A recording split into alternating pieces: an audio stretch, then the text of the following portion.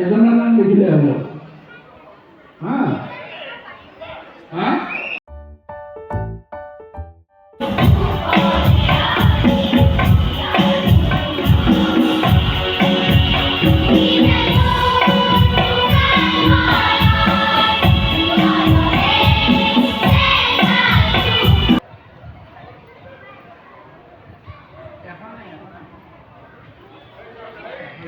নুনমাটি বিহু সন্মিলনত আমি খেল ধেমালি সৰু সৰু কম ল'ৰা ছোৱালীক আমি উৎসাহ দি আছোঁ খেল ধেমালি পাতি। আমাৰ বহুত তাৰমানে প্ৰতিযোগিতা বহুত মানুহে ইয়াতে অংশগ্ৰহণ কৰিছে।